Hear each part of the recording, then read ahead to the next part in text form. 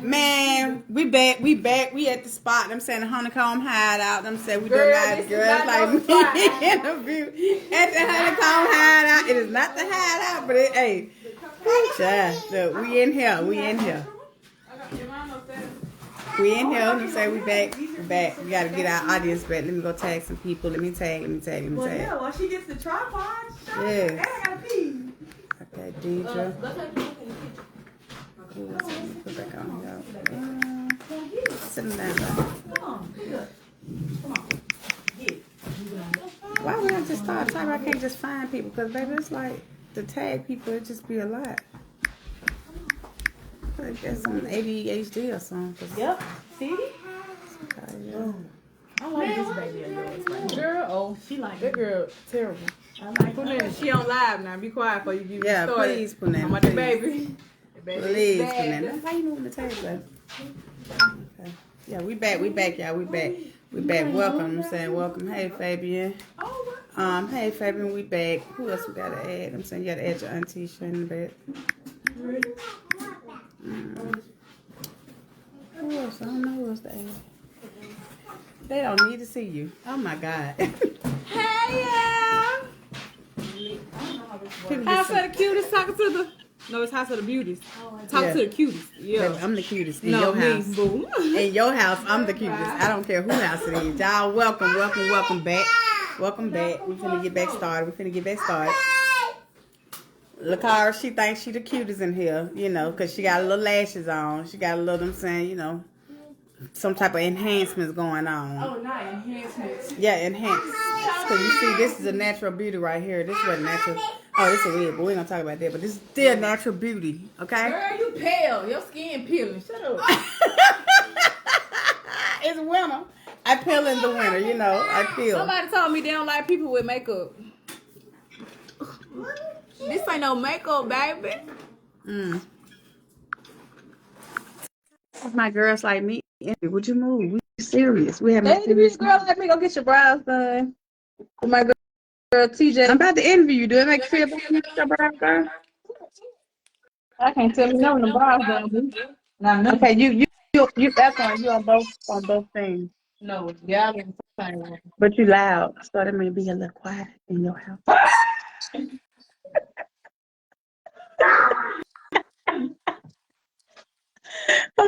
Okay. Be ready to turn my down on. Let me see. Okay, so we left off on a very important person. I'm saying, y'all, welcome back. This is my guest, Yakera Ward. She's my first niece. My niece, she's also graduating with, I'm saying, her bachelor's degree in engineering. She has a job that she's going off to in Connecticut for water waste management engineer. She got it's a long little list. Water conservation engineer. Yeah, she do that type of stuff there. Yeah, that type of stuff. She, I'm saying, make sure she design, I'm saying, you know, the system that clean your water. You know, she want to be environmentally friendly. I don't know where she gets that from because we growed up in the hood, but that was not our concern. As long as it worked when we turned the knob, it was okay. Take her fast, Leah. Yeah, just like her mama. That's right. She over there wants to be a dinosaur. Yeah, this is my granddaughter, you know. I need a charger, yeah. I need a charger. Tell me to get my charger. I need a charger. But so cool. Okay, your dad. Let's talk about your dad. You know, that was a touchy subject for you. I know you skipped over it. You didn't really want to, you know, share where dad was. You know, we're not gonna get into his business per se about why he was in jail, you know, but I do want to ask, like, how did him being in jail while you was going through these different trials and tribulations, how did that impact your life? You know, what shaped your you know, conversations with dad? I know you said, hey, you want dad, that's the only person, you know, you do still try to people please, and I'm gonna be honest with you all. I'm saying my brother loves you. He loves you just the way you are. There's nothing Pooh does wrong, you know, and he knows Pooh has flaws. He knows that you have those flaws, but he also, you know, he's there as a listening ear whenever she's ready to share. But like you heard her say, that she still has that battle of being honest with dad. So how did dad being in prison make you feel? Like, you know, what was the challenges of that? That's my phone. I feel like, Go ahead. yeah, you're good. Why you talking? I think it shaped me in a way that made it really hard for me to have vulnerable moments with him, not because I was scared of him not like loving me or seeing me the same way, but just because like he was the one person that I feel like even through all of my mess ups or when I was imperfect, it seemed like I was his perfect daughter. And so I feel like it was even more weight on my shoulders because I needed to be um I guess you could say I just needed if I was gonna be perfect for anybody, it was gonna be him. Out of all the people I needed to be perfect for, I felt like he was the one who deserved it the most. So it's kind of backwards because I kind of reinforced the perfection thing, but it was like for my dad, he had done so much to ensure that like I knew that I was his girl that I was like, okay, then I need to make my dad proud. And so that came with like not being able to like openly talk about. So You say it came with not being open or just yeah. not being not okay. So is it a self-imposed boundary because uh you say there's no opening. So therefore, did you impose that on yourself, or did he make you feel like you couldn't be open? I think that is a good question. And I think it's a double-edged sword because I think part of me feels like it's one thing. It is that wanting like it's just I put that on myself because I want him to see me a certain way or I want to maintain like the image that I feel like he has of me as his daughter in his head, even though I know that it might not be what he has. To me it is, so I'm gonna maintain that. But at the same time, there is a little bit of like I'm also just not normal. Like, I think sometimes I wish I could have gave my dad like the normal like I went to school and became an AKA and got an education degree and got married and like did everything by the book as a black woman. And I do feel like sometimes I still feel like a little drawback because I'm just not like I'm not what he thought he'd get as a daughter, I think. Okay, so did he ever tell you that you were not? Well, oh, I done turned the camera Nisa on you. Oh my God! Did he ever? I ain't got this.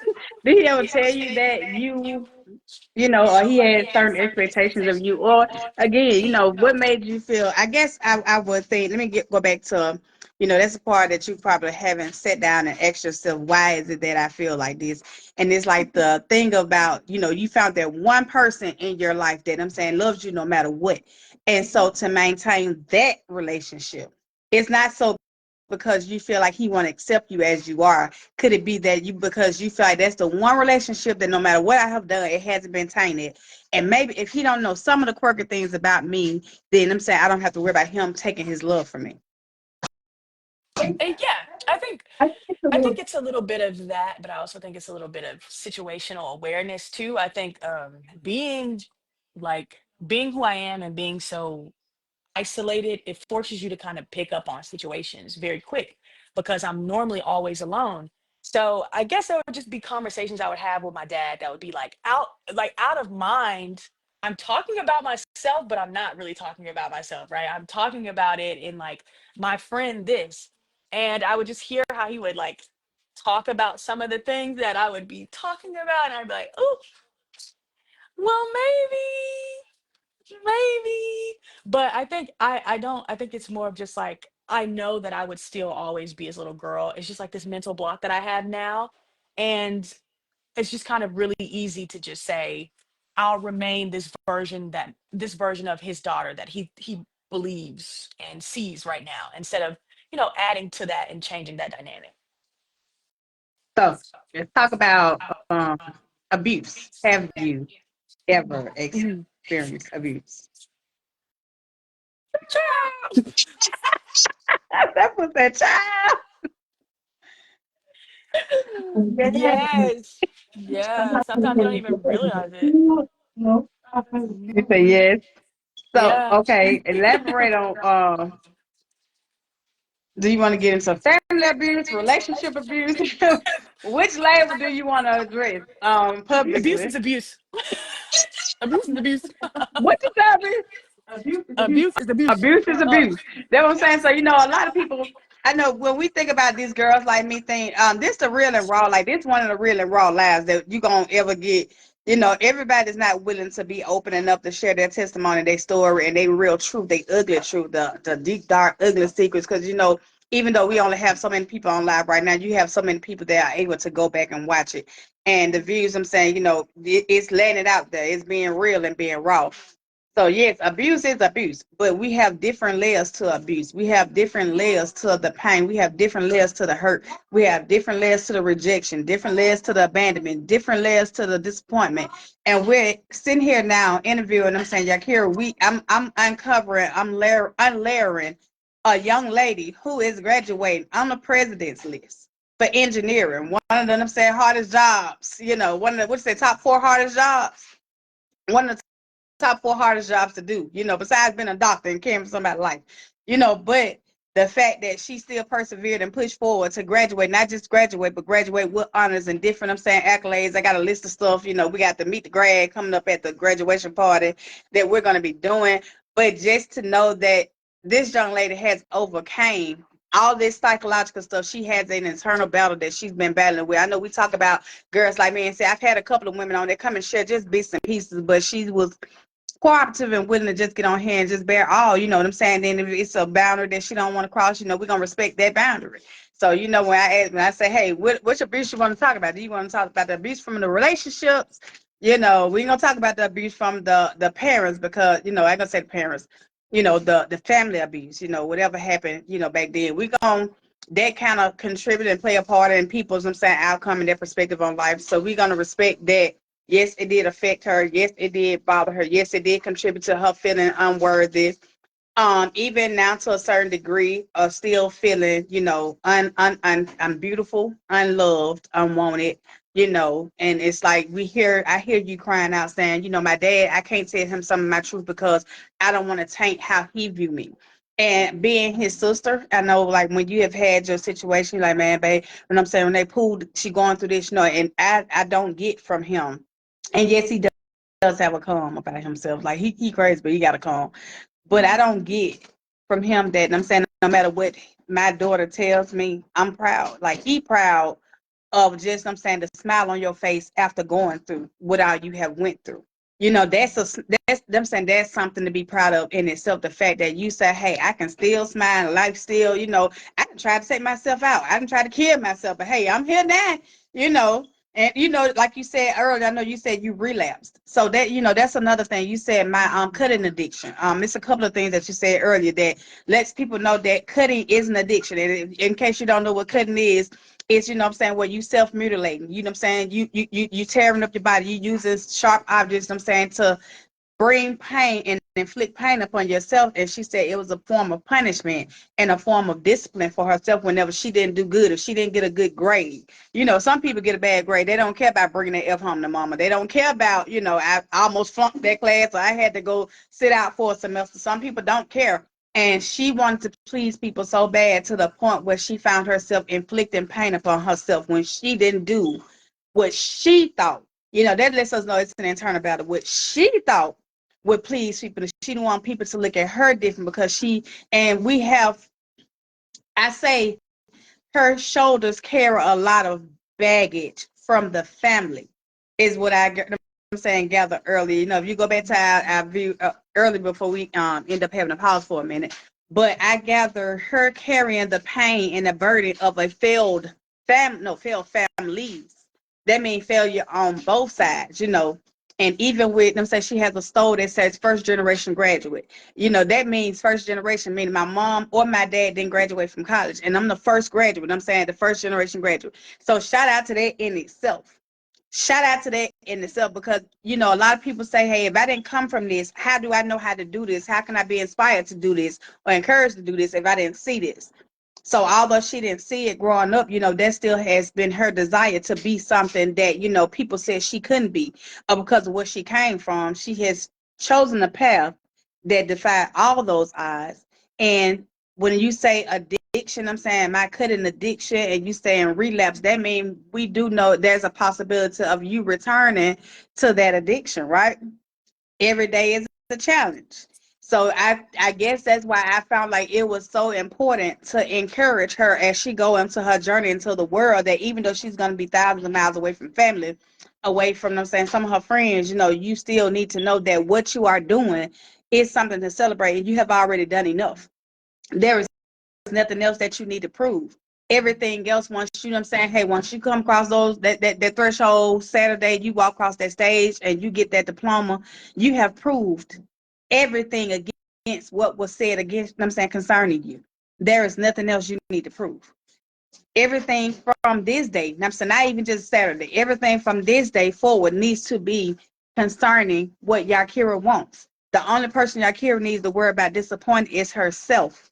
I'm here to speak that life into you, that you need to know that, hey, you are beautiful. She has a beautiful shape. Even though she has the scars, she's bearing plenty of scars, because she told you she cut up on her arm, she cut up on her thighs, she cut between her toes. I'm talking about that had to been a hurt. Baby, if I get one of the splits between my toes, oh my God, I can't even walk. So that was courage in itself. But the fact that you are still here, and we want to encourage you to keep going for you now. So therefore you don't have to get, because even though she's saying, hey, I got this job. I'm saying, yes, I'm going to make this X amount of dollars. And, she's still having anxiety. That means you still battling with your mental health disorder, and you got them on both sides, because she comes from, our family has depression, and manic disorder. Then her mom's side, they have some little bipolar, personality disorder stuff going on. So she has a combination of mental health disorders going on within her little bitty body, because she has a little frame, but it's beautiful. You know what I'm saying? She can really be a model, to be honest. If you pay attention, if you go to her page, Yakera Ward, you will see that my beauty. She's my, she's my black beauty. And I'm talking about, she is definitely, she's not for the weak. She's not normal. She's in her own bubble, in her own zone. But at the same time, she is valuable to this world. She's valuable to her family. We are so proud of you. I'm gonna be honest. So I just want you to know, hearing from you and hearing some of the stuff that you said, I was writing as she was taking notes. So if you saw me looking down, it's because I'm writing and I'm learning, I'm studying her, and I'm also hearing that even though, she has overcame, it's still a battle that she's gonna have to deal with daily still. Because once you have those issues, it's hard to still overcome, because she might get, and it just says she's not doing performing as much as she thought, on the job. Okay, hey, we have a potential of her going back to the same addiction. So we just want to encourage her. And I think, what else I had? I had a couple more questions. As far as like the family. Yeah, the family. So the families. What do you feel like, you being a first generation graduate, is going to contribute to your family? What you think that that's going to do for your family? Dad and mom side. Yeah, I hope that I can remember being young. It just seems like our family feels like we're doomed.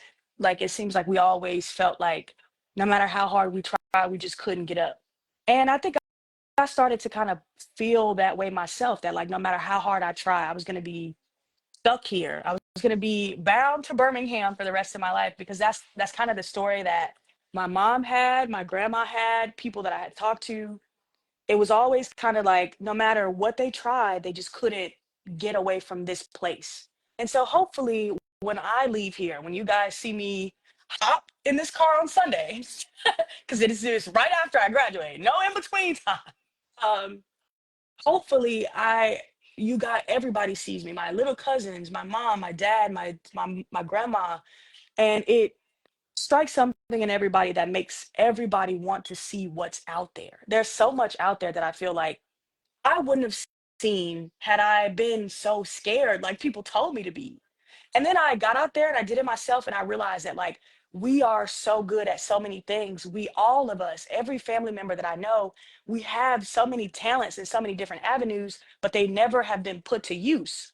It's just like we have talent and it just goes to waste, or we're too scared to use it, or somebody else is telling us that our dream is too big. And I was like, well, no, mine's isn't. Um, and luckily, I stuck with it and I found out that it isn't. I'm not just some little girl from Birmingham or from the Collegeville projects. I am special just like everybody else. And with enough hard work, I can do what everybody else does.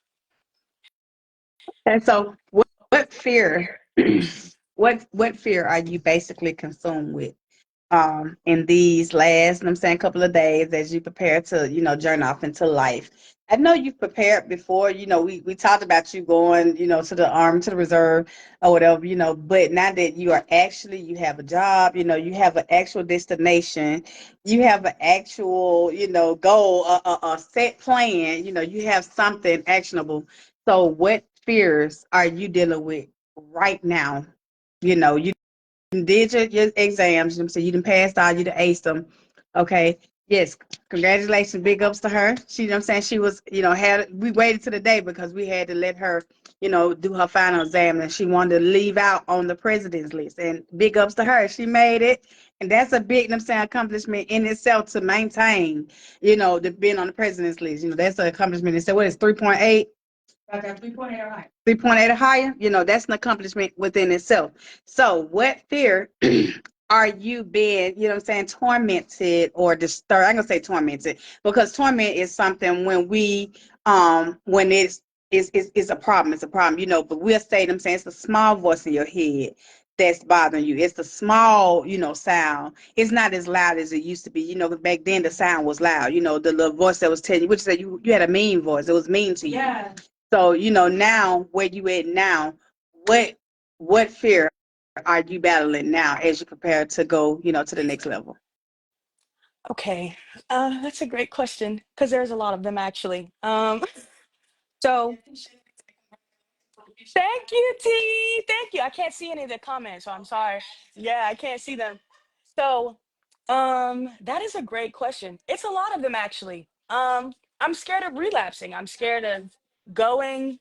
So by the way, I'm moving 16 hours away from home, over almost 1,000 miles, 1,011, I think 1,100. And I'm scared that I'm going to be 16 hours away from home. And, in those moments where I would kind of hit really low places, I wouldn't tell anybody, but I'd show up at y'all's house 2 days later. And y'all be like, "Oh, you just wanted to come see us?" Yeah, I needed to. But nobody knows that. You guys were just there. And I could drive an hour away from home and go see my friends or chill with them and have them tell me, "Girl, you're thinking absurdly." And now it's just me. I have to really put the skills that I've learned or healed from into use. And I'm scared that I'm going to find out 16 hours away from home that maybe I wasn't as ready as I thought I was. Or, like growing up and watching so many failed marriages and families, I'm moving away with this man. And even though we've been dating for 3 years, it's still like he could wake up tomorrow and be somebody completely different. And I could be completely alone and, but I I don't it's a lot of fears. I'm scared of being away from everybody. I'm scared of things changing so fast. Even though I've always wanted this, it's still like, is this what I wanted? Will this fulfill me? Will this be like, okay, you did it, what's next? So I think those things I'm just gonna wrestle with, but I've kind of chucked it up to telling myself that even if I feel that way, I would rather do it and not have to ask myself later what I would have felt if I didn't do it. So that's where I'm at. So have you taken the time and put in a plan, like a coping plan? Have you considered coming up with a coping plan for when you're having moments of anxiety, when you're having moments of uncertainty, when you're having moments of doubt?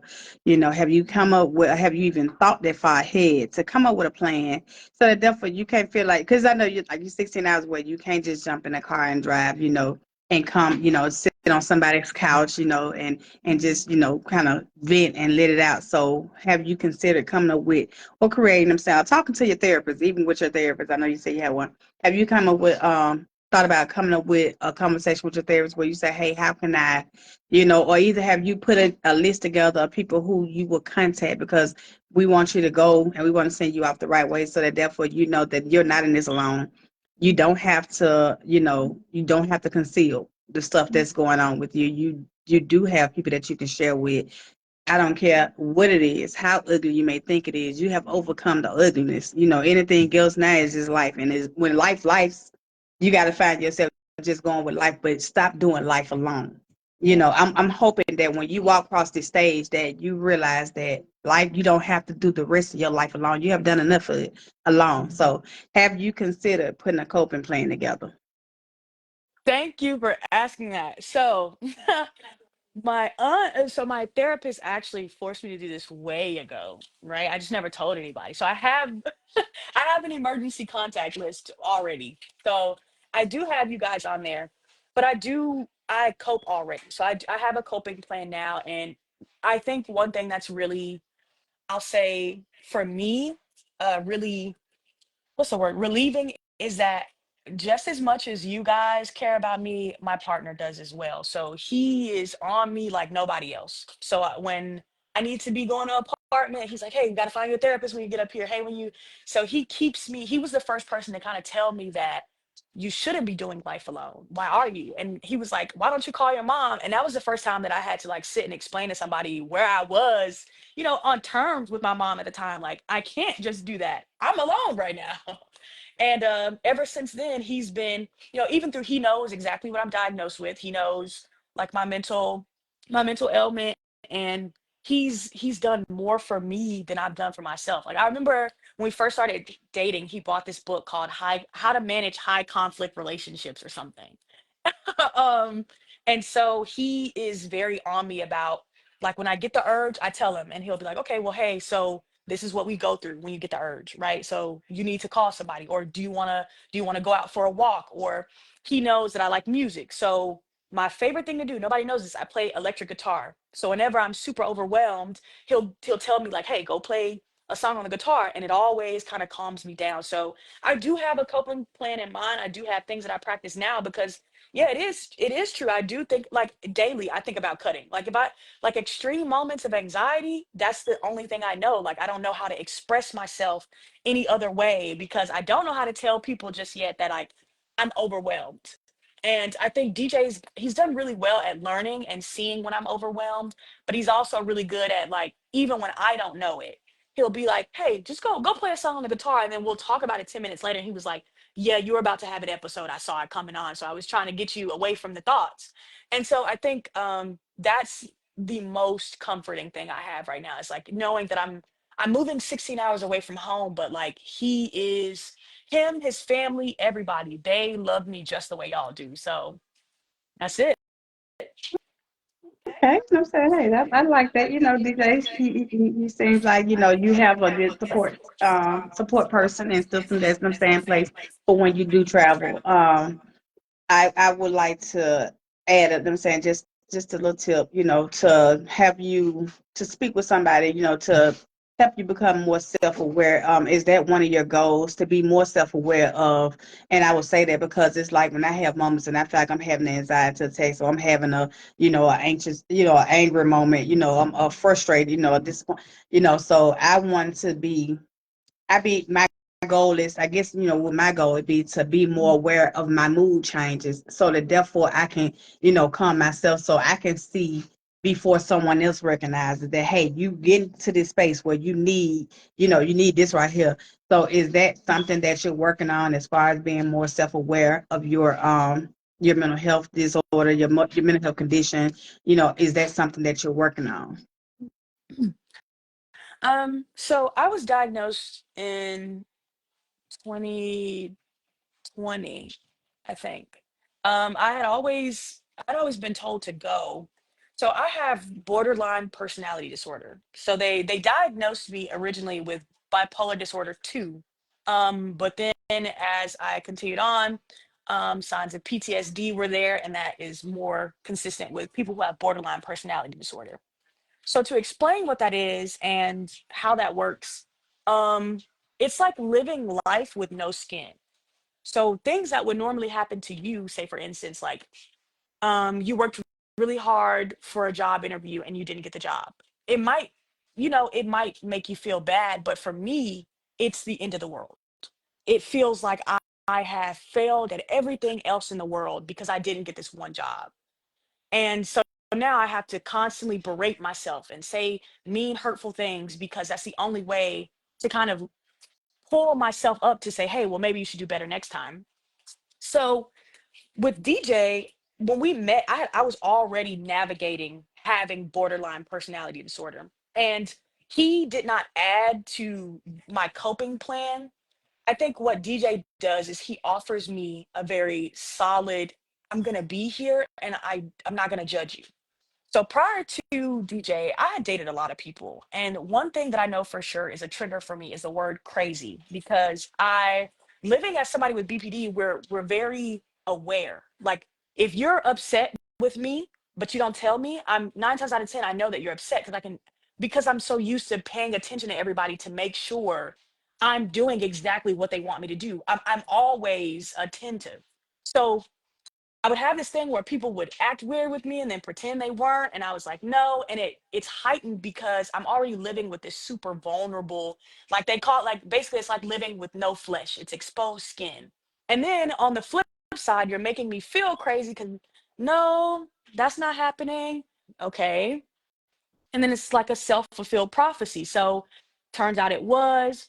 And then I'm like, okay, so maybe I was crazy or maybe I wasn't. And it's just kind of like a trigger for me was hearing people call me crazy. And I remember like finding that out about myself, that every time I heard like somebody tried to identify me with being crazy or being just like, I'm not crazy. And I remember I told myself that that was the one thing that I needed to get over. So before me and DJ met, I actually would stand in the mirror every morning and I would say, "You're crazy." Yeah, crazy, huh? I would stand in the mirror and I would say, "Hey, you're crazy." And I was like, you know what? Maybe that's how God intended you to be, crazy. And it was just like every morning I would have to say that, even in days where I didn't feel good, or like my friends who really know me. Everybody who knows me knows when I stayed in Tuscaloosa, my first apartment, I had a sticky note wall. So that was when I actually started to try. I realized something was going on, and I watched a movie called what is it called? It's called All the Bright Places. So actually, that is a very good movie for anybody trying to understand somebody with borderline personality disorder, or All the Bright Places. It is a sad ending. I'm just gonna spoil it, but it is very like when I see that character, I relate to him so much because everything he's experiencing and the way he's going through it is exactly how I experienced it. So it was like I would randomly, like I remember one day, nobody, my mom doesn't even know this. I randomly drove to North Carolina. I left, I packed up like I packed up almost like half of my room, and I was like, I'm gonna drive to North Carolina. I'm not gonna talk to anybody ever again. I made it halfway there before I realized you got school tomorrow. And like if you don't go, somebody's gonna ask questions. Because at the time I was really close with my professors. And I remember coming home watching that movie and being like, okay, this is, so something has to give. And I made a sticky note wall. And so every morning I would write my, like, you had to write something good to yourself. And some days it was bad too, because some days I would just write what I was feeling, but I would always leave it up on the wall so I could see where I was. Like, so as somebody with BPD, I would love to be able to tell you when my mood is changing, but it happens so fast that I can't. So because it feels so real at the time. And I think that's where I would get, so with DJ, it would be like, I would think I was okay. And he'd be like, yeah, no, I think you're slipping. Like, do you hear? He'd be like, hey, you're really hyperactive. And I'm like, am I? Or, and it's like those things you don't notice until you're knee deep in them. And that's what was causing a lot of the, I feel like the turbulence that I was experiencing in my younger years was not knowing I had this. And then two, feeling I did feel crazy, but I didn't want nobody to tell me I was crazy, because it's like one minute I'd be happy and I'm calm and I'm like hype and I'm excited about life. And the next minute I'm like, I don't want to be here. I'm tired of everybody. I don't want to talk to anyone. I don't like anybody. And it was just so fast. It would be like 2 days I was here and then the next day I was here. And I couldn't keep up with it. So I had started like trying to figure this out way earlier. And it is, I've like from what I hear from my therapist, it's just a battle. Like you do, like it is possible to recover from borderline personality disorder, but it does take a lot of unlearning. And I think one thing with my partner that I'm glad about is like he's helping me, he's really patient and he reminds me of my dad. And but the only difference with him is when he first met me, he met me at my worst. So there was no better you could see me at. And I think that was that was God, God's intention to be like, well, since you're so worried about people thinking of you in a different way, I'm gonna make sure he sees you. Yeah, and so mhm, yeah. Look, they can't hear me. Somebody say I'm just like that now. So it's like basically, if I'm already low, you only gonna see the good part because hey, you looking forward to the good part. So that's a good thing because and I would like to think I always knew I would find my person. My person would know exactly who I am. And I remember countless hours telling Stanley about some stuff I done did, some stuff that I felt like would have been shameful or that somebody might have felt like they can come back later and say, oh, did you know she did this? Or did you know she was part of this? And she did. So therefore I kind of unburdened myself on my own, so therefore he made a sound decision whether or not he wanted to get involved. And I'm saying, like you said, when DJ met you, it was at your lowest. It's like, so therefore it's not that you relied on him, but he's also a sounding board to assist you. And it's like, hey, no judgment. I know this, but I also know your good attributes. I know that you have this part going on, but I know it's a good side of you as well. And so, that's a daily, people don't talk about this stuff. People do not talk about this. The fact that this conversation, this live, like, might not even be interesting to certain people who around here, they pretending, that they have it all together. They pretending that they don't have these internal battles. Everybody doesn't deal with it. But for the ones who do, like you said, it's basically pretty much it be evident to somebody else. You thinking you acting normal. You like, no, no, no. You know what I'm saying? You on your way, you spiraling out of control. And it's a part of your self-care when you start saying, hey, let me start trying to identify what I do when I'm about to spiral out of control. Or either I'm saying, you go get with family members and say, okay, so the last time I had an episode, what did you notice different? What was sporadic about me, that led to the final outburst, you know what I'm saying? And so that right there is very important of us, I'm saying, especially when you're dealing with mental health disorder, because I tell everybody, girls like me was birthed from the fact that I deal with mental health disorder. I have, what I'm saying, our family has mental health disorder, and you are a product of not just our side of the family, but your mom's side as well. So you have double trouble, so, and the fact that it's a lot, like even with seeing my daughter and my cousin, what I'm saying, this my niece, and it's like I see, like, I remember when we went to visit grandma and she was in a nursing home, and I told grandma, I said, you know what? Something wrong with all your children. Half on me depressed or half on manic. I told my grandma that, and we laughed. I'm like, but I was dead serious. Either half of them depressed or half of them angry. So, and to see that you have both spectrums, you be depressed and angry. I'm talking, but she don't be angry, but it's like, she said she's a fighter. Even when you look at how lit she is in real life, like, fighter. She's like, yes, see, I do kickboxing, so I'm like, I never saw that side of my niece. Yeah, like Frazier. Okay, Frazier. I never saw that side of my niece, but it's like to know, I'm saying, even having a conversation with you and you tell me, like, oh my God, like, my Lord, it just went through the family. But it's like, this right here is a battle that people are dealing with and have not discovered, even with you saying, like, I don't like the word crazy. Okay, so that's a part of triggers. You learn that when you go to psychologist. She said her facial expression, she laughed. Yeah, you see a boxer. But when you learn your triggers and, you get people who are very respectful of your triggers. And I just have a question concerning it because I have two things I want to address. Triggers and gaslighting. We're gonna address gaslighting.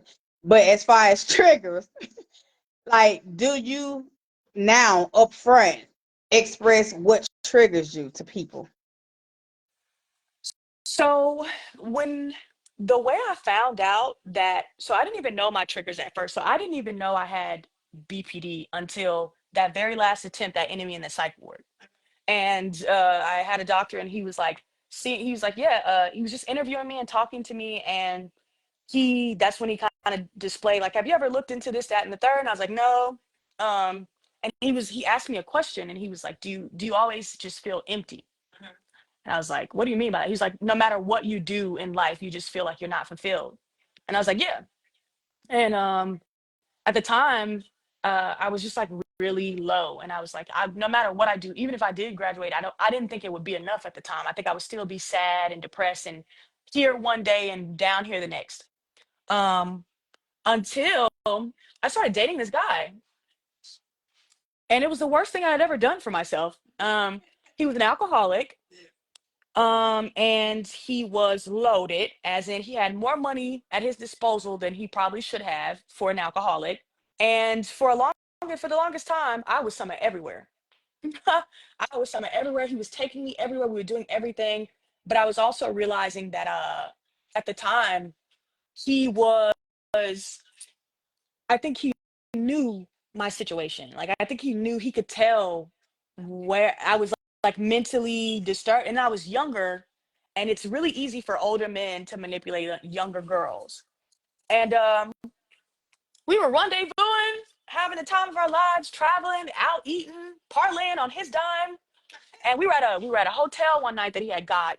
I think we had got to arguing and he called me crazy. And I can't remember anything from the time he called me crazy until I came to with just my shirt on. I don't even think I had pant bottoms on. I had run through the hotel room with no shoes on. I had drove his BMW from out of the I just took off. No pants, no shoes, just my shirt, a bonnet in his car. And I remember blacking out. And thank God he didn't call the cops or anything. He just was like, go back to the room. Or I think my friend came and got me actually. Shout out to Jasmine. I love you, girl. Um, but she came and picked me up and she has always loved like no matter what. So she didn't tell me at the time, like, girl, what did you just do? Like, you ran through this, this hotel barefoot, no pants on. What is going on? She just let me do it. She just picked me up and I was like crying. I was bawling my eyes out. She grabbed all my stuff and she drove me to where I needed to go. And she sat me down and she said, girl, now I ain't gonna lie, you look a little crazy. But what happened? I was gonna be all, she was like, I had your side no matter what. So I was like, girl, I don't know. I just remember we were in there and he just said something and I couldn't. And that was when I realized that was my trigger because she was like, he called you crazy. And I said, yeah, girl, and I'm not crazy.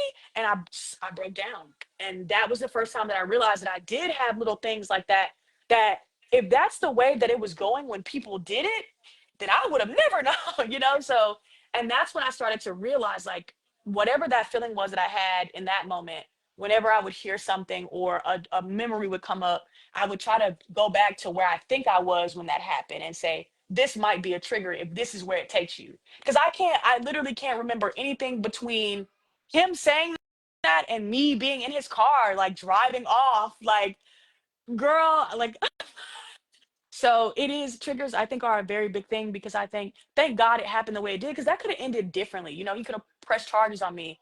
I could have not been able to continue school. I could have, so I think that is God, but it is like sometimes you don't really know it's a trigger until you're in the trigger. And it takes some people being around you to say, this is what we saw.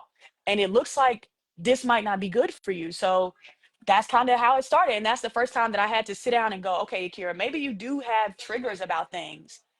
That's from there it's a mystery.